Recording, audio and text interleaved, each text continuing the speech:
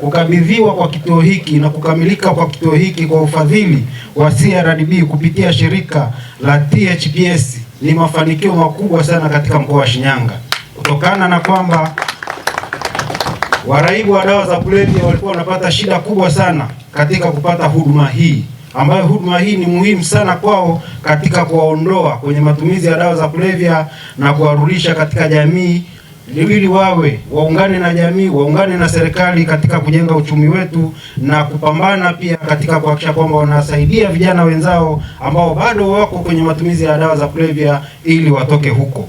Kwa niaba ya mamlaka ya kudhibiti na kupambana na dawa za kulevya DCA, kwa niaba ya serikali, napenda kutoa shukrani za dhati kwa shirika la THPS pamoja na benki ya CRDB kwa mchango wao mkubwa katika kufanikisha ujenzi wa kituo hiki. Hatua hii inaonyesha kwa vitendo dhamira ya wadau katika kuunga mkono juhudi za serikali za kukabiliana na tatizo la matumizi ya dawa za kulevya pamoja na madhara kwa jamii. Serikali ya awamu ya 6 imewekeza sana katika kupambana na dawa za kulevya nchini ili kuweza kuokoa vijana na kutimiza lengo lake na dhamira yake ya kujenga uchumi endelevu. Kutokana na ukweli kwamba ili kujenga uchumi endelevu lazima uhakikishe kwamba unalinda vijana ambao ndio taifa linalotegemewa, ndio nguvu inayotegemewa katika kuendeleza uchumi, katika kufanya kazi, katika uzalishaji. Nchi yoyote ile isiyokuwa na vijana wenye nguvu, isiyokuwa na vijana timamu, taifa hilo limekufa. Lakini serikali ya awamu ya 6 inatambua hilo, na ndio maana imewekeza nguvu kubwa sana chini ya Daktari Samia Suluhu Hassan kwa mamlaka ya kudhibiti na kupambana na dawa za kulevya, lakini pia kwa kushirikiana na mashirika mbalimbali na taasisi mbalimbali ili kuhakikisha kwamba tunapambana na dawa za kulevya, tunaokoa jamii, lakini pia tunatibu wale ambao washatumbukia katika janga hilo ili waweze kurudi katika jamii. Kwa namna ya kipekee, napenda kutoa shukrani za dhati kwa benki ya CRDB kwa moyo wao wa kujitolea na uwajibikaji kwa jamii kwa kufadhili ujenzi wa kituo hiki muhimu. Mchango huu ni kielelezo tosha cha namna taasisi za kifedha zinavyoweza kurejesha sehemu ya faida wanayoipata kwa jamii kupitia uwekezaji katika huduma.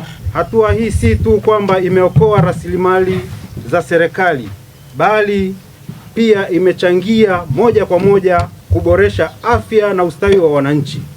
Hivyo basi, nitoe wito kwa taasisi nyingine za kifedha na sekta binafsi kwa ujumla kuiga mfano huu wa benki ya CRDB kwa kuendelea kushirikiana na serikali katika kutambua changamoto za kijamii ili kuharakisha maendeleo ya taifa. Hongereni sana CRDB. Tunawapongeza sana kwa sababu thamani ya kituo hichi imeokoa thamani kubwa sana ya maisha ya watu. Vijana watakaokolewa kwa kupata huduma katika kituo hichi, mtakuwa mmetoa mchango mkubwa sana katika kujenga taifa hili, kutokana na kwamba vijana wale wanaokosa hii huduma wanaendelea kuteseka, wanaendelea kuangamia, lakini wanaendelea kutumia dawa za kulevya pale wanapokosa huduma hii ya matibabu. Lakini kutokana na mchango wenu CRDB, tunawashukuru sana kwa kuungana na serikali kuokoa taifa, lakini kujenga uchumi endelevu ambao unasaidia pia katika ule uchumi. Kadri unavyokuwa ndivyo hivyo fedha, wawekezaji wanakuja kuweka fedha pia kwenye CRDB. Kwa hiyo fedha mnazozitoa katika huduma ya jamii, mnaboresha afya za wale watu, na mwisho wa siku zitarudi tena kwa wale watu kuziwekeza kwenye CRDB na kuendelea kuzalisha. Tunawashukuru sana CRDB. Lakini tunawashukuru sana THPS kutokana na maono yenu kwa kuhakikisha kwamba mliweza kuona tabu wanayoipata hawa waraibu wa dawa za kulevya na mkajenga wazo na kwenda CRDB kuomba ufadhili ili kituo hichi kijengwe. Kwa hiyo THPS imefanya jambo kubwa sana ambalo la kuweza kuokoa vijana, lakini pia kuungana na serikali akiwemo Mheshimiwa Rais katika kuhakikisha kwamba tunajenga taifa, tunajenga afya, lakini tunaokoa taifa hili. Tunawashukuru sana. Ujenzi na kukamilika kwa kituo hiki ni hatua muhimu katika kuimarisha huduma za tiba na utengamao kwa waraibu wa dawa za kulevya. Kama tunavyofahamu, uraibu wa dawa za kulevya ni changamoto ya kiafya, kijamii na kiuchumi inayohitaji ushirikiano mpana wa wadau mbalimbali katika kukabiliana nao. Huduma za MAT zimekuwa nyenzo muhimu katika kupunguza madhara ya matumizi ya dawa za kulevya, ikiwemo maambukizi ya magonjwa ya VVU, changamoto za kiafya ya akili, uhalifu na vifo vinavyotokana na matumizi ya dawa za kulevya. Kama tunavyofahamu, watumiaji wa dawa za kulevya wanajiingiza katika uhalifu, na eneo lolote lile lenye kukithiri kwa matumizi ya dawa za kulevya ni eneo hilo linakuwa ni hatarishi kihalifu.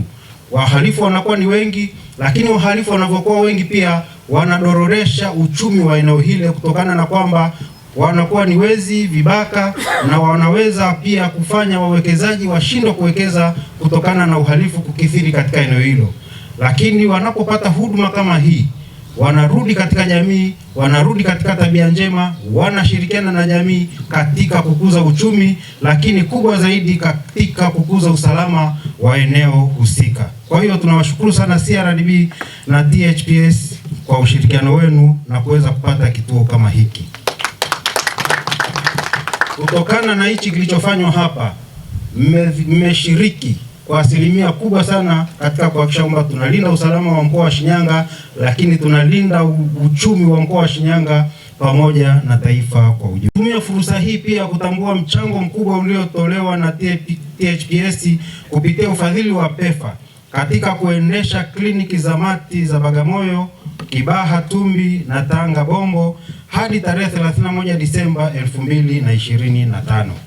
Uwekezaji huo umechangia kwa kiasi kikubwa kuokoa maisha ya Watanzania wengi na kuboresha huduma za tiba kwa waraibu. Hata hivyo, baada ya kusitishwa kwa baadhi ya misaada ya afya kutoka shirika la Marekani barani Afrika, serikali imepokea jukumu la kuendeleza huduma hizi muhimu na inaendelea kuchukua hatua kuhakikisha kwamba huduma hizo hazikatizwi na zinaendelea. Serikali chini ya uongozi wa Daktari Samia Suluhu Hassan umepokea mati kliniki zote zilizoko nchini Tanzania ambazo zilikuwa zinafadhiliwa na mashirika mbalimbali ikiwemo THPS. Baada ya ufadhili huo kusitishwa, na serikali inazihudumia hospitali hizo, vituo hivyo, ili kuhakikisha kwamba wale wote waraibu wanaopata dawa nchini wanaendelea kupata dawa hizo, wanaendelea kupata huduma hiyo bure bila kulipa kitu chochote. Na serikali itahakikisha kwamba waraibu wote wa dawa za kulevya nchi nzima wanapata huduma bure ili waweze kurudi katika jamii na kuweza kujenga taifa letu. Serikali ya Jamhuri ya Muungano wa Tanzania imeendelea kuchukua hatua madhubuti katika kupambana na tatizo la dawa za kulevya kupitia mikakati mbalimbali. Kwanza kabisa, serikali imeimarisha juhudi za kupunguza uingizaji, uzalishaji na usambazaji wa dawa za kulevya nchini kwa kuongeza operation za udhibiti mipakani, baharini na viwanja vya ndege, pamoja na kuvunja mitandao ya biashara haramu ya dawa hizo. Pili, serikali inaendelea kupunguza uhitaji wa dawa za kulevya kwa kutoa elimu kwa jamii, hususan kwa vijana kupitia kampeni ya uhamasishaji, taasisi za elimu na vyombo vya habari, ili kuongeza uelewa juu ya madhara ya matumizi ya dawa za kulevya nchini. Tatu, serikali inaendelea kupunguza madhara yanayotokana na matumizi ya dawa za kulevya kwa kuimarisha upatikanaji wa huduma tiba, matunzo na utengamao, ikiwemo huduma za mati kama tunavyoshuhudia hivi leo.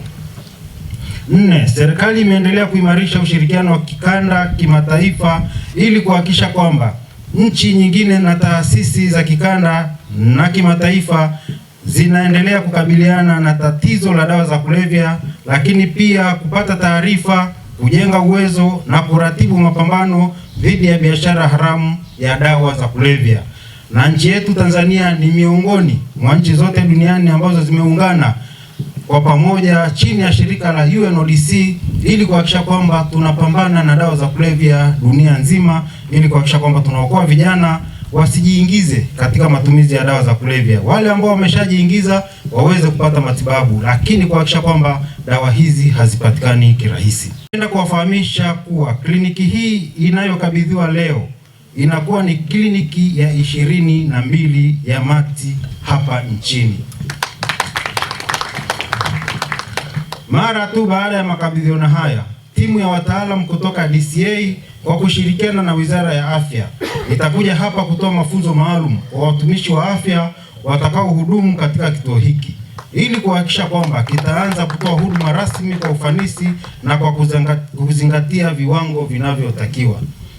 Na Dr. Mfisi ambaye ni kamishna wa kinga na tiba katika mamlaka, tushamwelekeza kwamba baada ya wiki hii kukabidhiwa, waje tuandae maandalizi ya wale wahudumu wa afya watakaohudumia katika kituo hichi ili ndani ya kipindi kifupi cha siku 7 waweze kupata elimu, waweze kupata ujuzi namna ya kuhudumia na namna ya kuishi na wale waraibu wa dawa za kulevya, ili kuhakikisha kwamba tunaendelea kuwavuta na wao pia wavute wengine walioko mitaani. Lakini pia tutakuwa na mashirika mengine yasiyo ya kiserikali ambayo yatatusaidia kubaini waraibu wote walioko katika mkoa wa Shinyanga ili kuwashawishi, lakini pia kuhakikisha kwamba tunawaleta katika kituo hichi ili waweze kupata matibabu bure.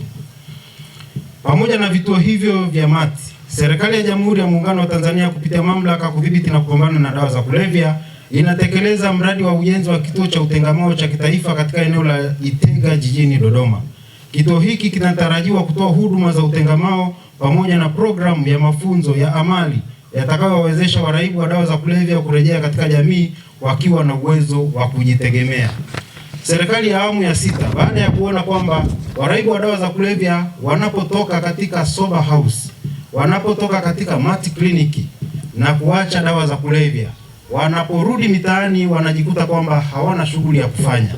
Lakini pia mtaani kule kunakuwa na unyanyapaa wa kuwatenga kwa kuwa hawaamini kama wameweza kuacha dawa za kulevya. Sasa serikali ya awamu ya 6 ilichokifanya, inajenga kituo cha kitaifa mkoani Dodoma. Kituo hiki kitakuwa kinatoa stadi za amali, lakini pia kitakuwa kinakusanya waraibu wa dawa za kulevya nchi nzima, na watakuwa wanaishi pale, wanakaa pale, wanapata huduma za amali bure, lakini pia wanapata huduma pia za matibabu bure hadi pale watakapofudhu masomo yao kulingana na kile ambacho kila mmoja anakisoma, na watakaporudi mitaani basi watakuwa na vifaa vya kufanya kazi. Lakini mamlaka ya kudhibiti na kupambana na dawa za kulevya imeanzisha kituo maalum kitengo maalum kitakachoanza kazi rasmi mwezi wa 7. Kitengo hicho kitakuwa kinashughulika na kina watu wa ustawi wa jamii, lakini kina watu wa maendeleo ya jamii. Kitakuwa kinafungua miradi mbalimbali kwa wale ambao watakaofuzu pale kwenye kituo chetu cha taifa cha utengamao, katika ujenzi ambao ushafika zaidi ya 45%. Kwa hiyo muda wowote kikikamilika kitaanza kufanya kazi na kitatoa mafunzo hayo bure. Kwa hiyo muone juhudi za serikali katika kuhakikisha kwamba zinasaidia waraibu wa dawa za kulevya ili warudi katika jamii, na tuhakikishe kwamba Tanzania haiwi tena na waraibu wa dawa za kulevya, bali tunakuwa na vijana safi na tunajenga taifa letu. Makabidhiano ya kituo hiki leo si mwisho wa safari, bali ni mwanzo wa hatua mpya ya kuendesha kituo hiki kwa ufanisi zaidi. Ni wajibu wetu sisi sote kuhakikisha kuwa rasilimali hii muhimu inalindwa, inatunzwa na inatumika ipasavyo kwa manufaa ya walengwa.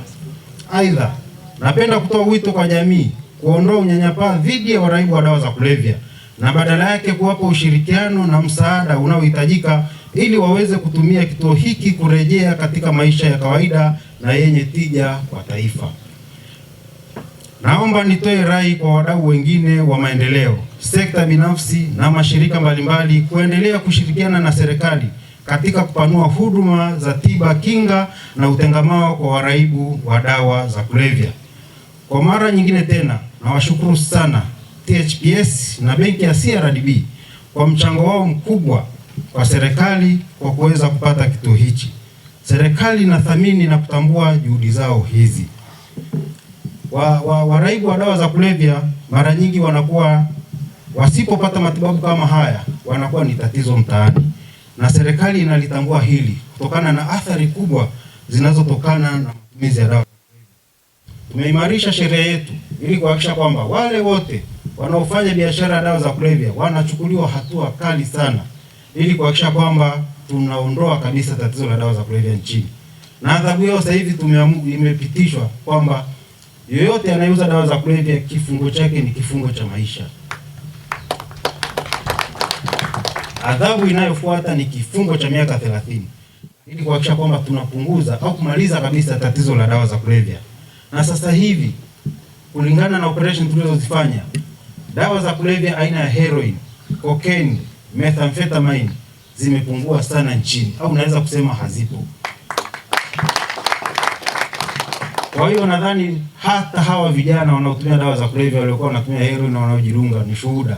Sidhani kama sasa hivi wanakutana na heroin. Sasa hivi tatizo kubwa ambalo limetokea baada ya hizo dawa za kulevya aina heroin, cocaine na methamphetamine kupotea nchini, wanatumia mbadala wa dawa hizo ambazo ni dawa tiba zenye asili ya kulevya, ambazo kutoka kwenye mfumo rasmi wa serikali, mfumo rasmi wa hospitali, mfumo rasmi wa vituo vya afya, wanazitumia kama mbadala wa heroin. Ndizo hizo wanazojidunga, ndizo hizo wanazotumia, na mara nyingi zile zinasababisha vifo vingi sana, kwa sababu madhara yake ni makubwa zaidi kuliko hata zile dawa zenyewe za kulevya. Na athari yake ni kubwa kutokana na kwamba uponyaji wake ni mgumu sana. Unapomtibu mtu ambaye anatumia dawa tiba zenye asili ya kulevya, anaweza kupona ndani ya miaka 10 mpaka 20, ndio anaweza kuwa katika hali ya kawaida angalau, lakini matibabu yake ni magumu sana. Kwa hiyo niwaombe vijana wote nchini kuhakikisha kwamba hawajiingizi kwenye makundi ya matumizi ya dawa za kulevya. Dawa zinazotumika sasa hivi nchini ni hizo dawa tiba zenye asili ya kulevya ambazo wanadanganywa kwamba ni heroin, na mwisho wa siku zinawaletea madhara makubwa sana, lakini pia zinawaletea vifo. Dawa nyingine ambazo zinatusumbua sasa hivi, na sasa hivi tumeanza operation maalum ili kuhakikisha kwamba tunazidhibiti na tunamalizana nazo, ni bangi ambayo ndio inaongoza sasa hivi kutokana na kwamba inapatikana maeneo mengi ya nchi.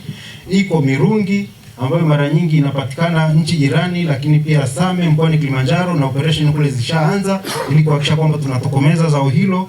Lakini pia skanka ambazo zinapatikana nchi jirani, ambazo ni bangi iliyosindikwa, ambayo wakati mwingine ni bangi zile ambazo zinalimwa kwa ajili ya matibabu hospitalini au kutengeneza dawa tiba, lakini mwisho wa siku kutokana na soko hilo kudorora, watu wanaanza kuzisindika na kuzitengeneza, unapata kitu kinaitwa skanka. Na mara nyingi ile skanka madhara yake ni makubwa sana na yanaongeza uhalifu, lakini pia ndio maana unaona pia magonjwa ya akili yameongezeka sana. Ukienda hospitali ya Mirembe pale Dodoma na pia maeneo mengine yote, magonjwa ya akili yameongezeka kutokana na matumizi ya skanka.